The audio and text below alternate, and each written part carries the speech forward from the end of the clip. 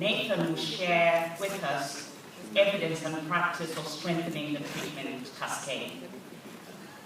Thank you very much. Good afternoon, everybody. So, as is mentioned, I'm going to talk about strengthening the treatment cascade, highlighting the main content of Chapter 3 of the treatment report, which looks at evidence and practice drawing on new country data, programme experience, and recently published research. So, as you all know, there is a well-defined chain of events in the care pathway that need to be strengthened in order to maximise the treatment and prevention benefits of antiretroviral therapy. Data from country reporting mechanisms and DHS surveys show that the first step of the cascade, testing people for HIV, paints a varied picture. Testing has increased over the last decade, with some 58 million people estimated to have received the test in 2012 in low and middle income countries. But in some settings, including high-burden settings, less than 20% of adults have received an HIV test. And among pregnant women, the graph on the right, who are considered to be among the population groups more likely to receive an HIV test, still only around a third of pregnant women received an HIV test in 2012 in low and middle income countries, according to country data. There's substantial attrition, as you all know, between testing and ART initiation, so among those who receive an HIV positive test, between 15 and 30% of people are lost at each step in the care cascade, from testing to eligibility assessment to being initiated on ART, and these results are consistent across several systematic reviews that have been published in the last few years. And still too many people are starting antiretroviral therapy late.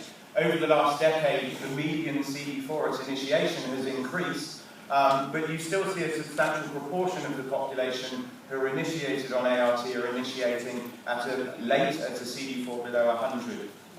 Roughly 1 in 4 people in low and middle income countries, according to latest data from the IAS collaboration.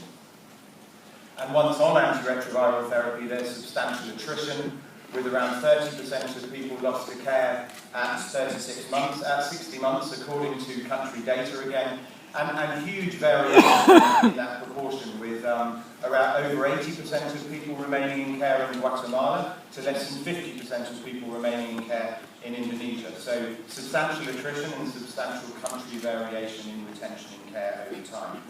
So what can be done? The report also highlights some areas of innovation that can help to support these challenges in the treatment cascade, from HIV testing to long-term treatment success. HIV testing can be improved through a range of mechanisms. Continued efforts are obviously needed to integrate testing within clinic settings, but in addition, recent evidence and country experience shows that community-based testing approaches can achieve very good uptake and linkage to care in a range of settings. Data on the left from a soon-to-be-published systematic review shows over 80% testing acceptance through a range of community-based testing approaches, including index testing, self-testing, mobile testing, and door-to-door testing, and these findings have translated into new community testing recommendations in the latest WHO guidelines, as will be discussed elsewhere in this conference.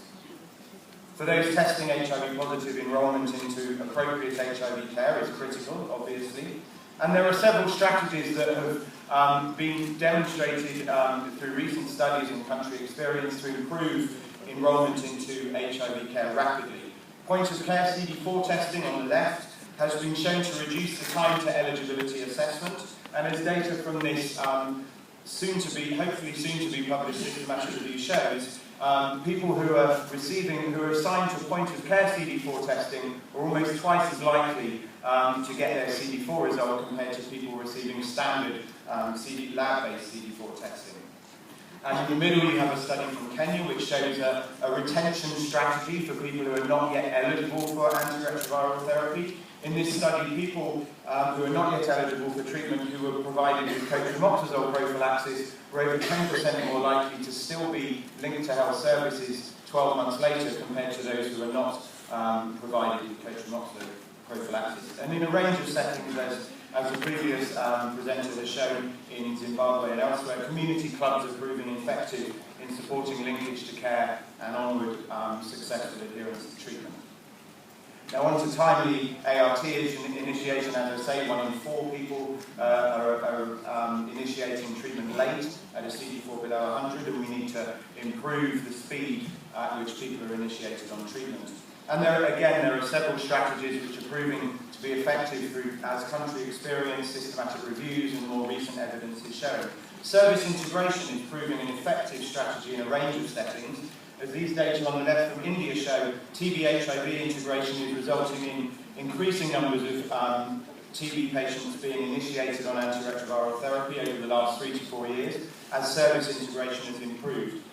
Task shifting and decentralisation is another key approach, and a systematic review just published by the Cochrane collaboration this week, with the main results shown on the right of this slide, show that people who are receiving antiretroviral therapy in decentralised sites are much less likely to be lost to care, which is a composite of both being truly lost to follow-up and dying, compared to those who continue to receive treatment after initiation at centralised sites. And that includes evidence from sub-Saharan Africa, but also importantly evidence from this region, and one of the studies included in the review from Thailand in a paediatric cohort shows.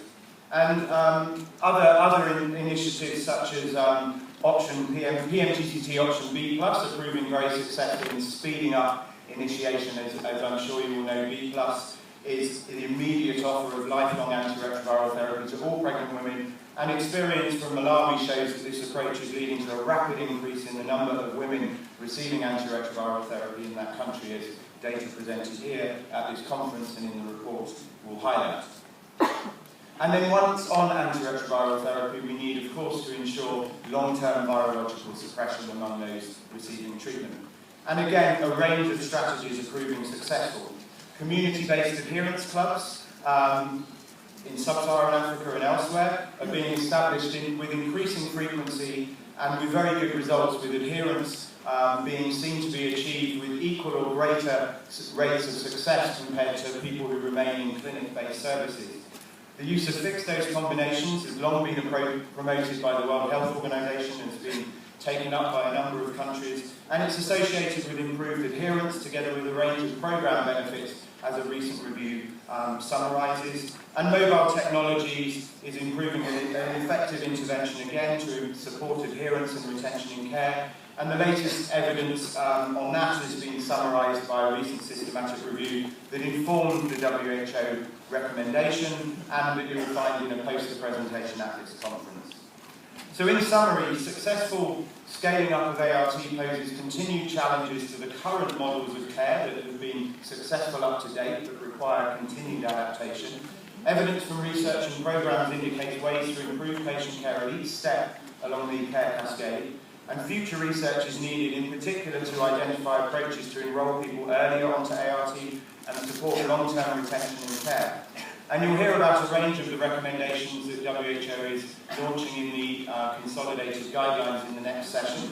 But I just want to also remind us of the fact that WHO has been working very hard to get the 2013 guidelines together, but our work is not done, and there's a range of additional activities which will be ongoing in the next 6 to 12 months to support continued challenges for which answers need to be found. So WHO will be working to support countries and regions to roll out the current recommendations, be working on consultations to support recommendations towards the future of ART monitoring, supporting countries to phase out older recommendations, so D4T phase out, and phasing in some of the newer challenges like viral load, early infant diagnosis, improving paediatric treatment through treatment optimization, cotrimoxazole prophylaxis, and WHO also wants to work with partners to help ensure that the implementation science research agenda is prioritised to meet the future needs of countries.